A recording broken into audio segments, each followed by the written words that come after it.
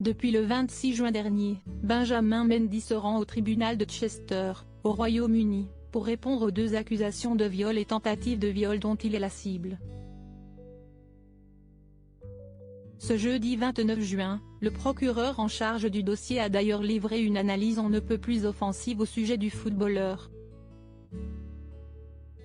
Depuis plusieurs mois, Benjamin Mendy est dans le viseur de la justice. Alors que les fans de ballon rond l'acclamaient en 2018, lorsque l'équipe de France remportait la 2e Coupe du Monde de son histoire, aujourd'hui, l'ex-défenseur des Bleus fait face à un quotidien complètement différent. Désormais, il doit répondre aux accusations dont il est la cible depuis plusieurs mois. Le 13 janvier dernier, c'est après 5 mois de procès que la star du football a pu tourner une page. En effet, Benjamin Mendy a été reconnu non coupable de 6 viols et d'une agression sexuelle à la majorité.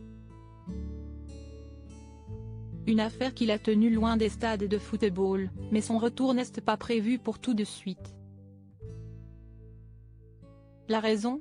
Il se retrouve une nouvelle fois face au juge du tribunal de Chester, au Royaume-Uni, puisqu'il fait face à 2 accusations, celles qui étaient restées sans verdict au cours du précédent procès. Le procureur fait son analyse de la vie de Benjamin Mendy. Benjamin Mendy est loin d'être sorti d'affaire. Depuis lundi 26 juin dernier, il se rend au tribunal pour répondre aux accusations suivantes, un viol et une tentative de viol. De ce fait, Benjamin Haina, le procureur en charge de cette affaire, a livré son analyse de la vie du footballeur. Personne ne devrait contester au cours de ce procès qu'entre octobre 2018 et octobre 2020, Benjamin Mendy ne voulait pas de relation à long terme avec une femme, a-t-il déclaré, d'après les informations de BFM Télévision, avant d'ajouter, il voulait faire la fête et avoir des relations sexuelles occasionnelles si une occasion se présentait. De son côté, Benjamin Mendy continue de nier les faits qui lui sont reprochés.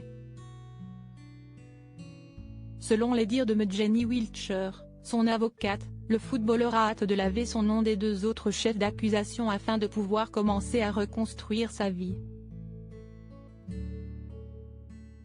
À voir désormais ce que les jurés penseront de sa défense.